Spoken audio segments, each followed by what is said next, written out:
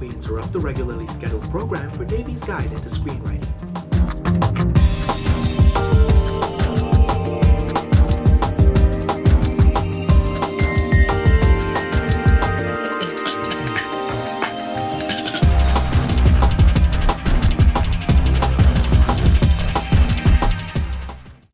Hi!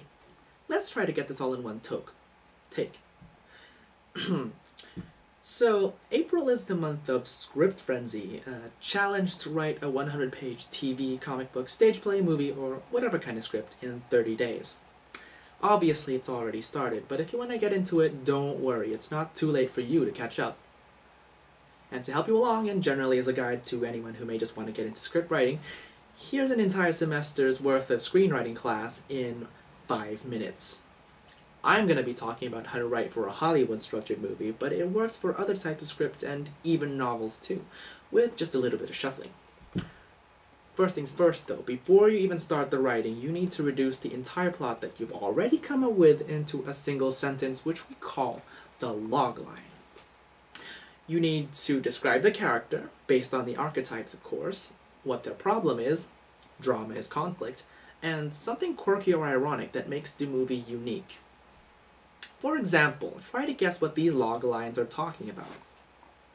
An orphan farm boy learns to become a warrior to join a rebellion against an evil empire.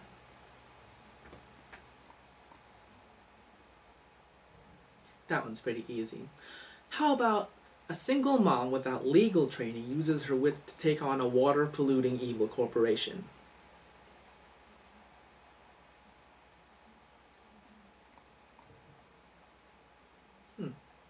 Okay, how about this one? An ex-soldier lives among natives as a spy, but eventually turns against his bosses to save his native girlfriend.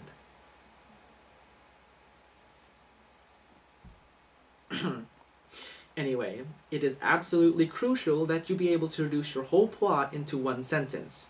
If you can't, then there's just too much going on. Decide what's important and communicate just that into the story and cut everything else. Then the hard part's over and we're down to the nitty-gritty of it. Every story is a journey with 3 parts: the setup, the shenanigans, and the climax. In Hollywood, though, we can break it up into key moments when things actually happen. The 15 beats of the classic beat sheet. Remember that the page numbers I'm going to be talking about here are just guidelines, so try not to get too far away from them, but feel free to move as you like. Page 1 is the opening image. You need to communicate everything in the movie and what it's about in 1 minute or less. First 10 pages are the setup. You need to introduce the setting, the protagonists, basically all of the elements of the story. By the time you get to page 5, one of the characters has to literally state the theme. Not the genre, mind you. I mean the message that you're trying to convey to the audience. Page 12, you introduce the problem that the protagonist needs to overcome.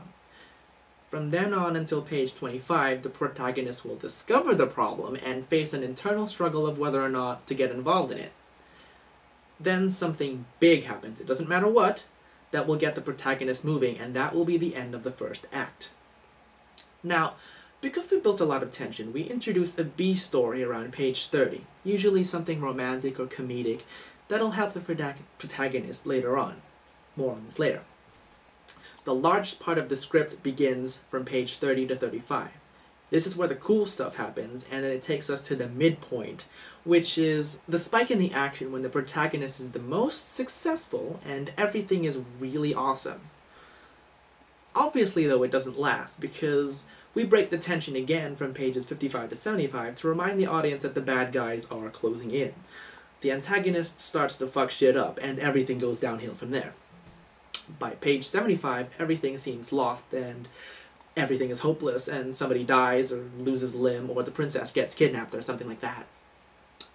For the next 10 pages until page 85 or so, the protagonist gets all depressed and mopey, and it might be a good time to start a montage. Then the B story comes back in. The love interest says, "I love you." The wise old Asian man reappears as a non-scary ghost. The best friend says, "I'm sorry." And this just is an uplifting moment that the protagonist uses, and then after that he gathers all of his peeps, and it takes us to the second act. The finale comes in quick, and the only thing that really matters is the protagonist faces up to the antagonist. Your protagonist may not even win the conflict. The important thing is that the theme, the message, is delivered here. A good finale makes a theme as clear as possible without actually stating it. And then we come to the denouement, when the order is restored and everything is alright. Page 110 is the final image that rounds off everything, and that's the movie. Follow this structure and you can't really go wrong, and all that's left is to write smart dialogue and add the little bits of flavor that make your world interesting, and before you know it, you're all done. This is episode 7 of Queerocracy. Rate, favorite, subscribe, and follow us on Twitter.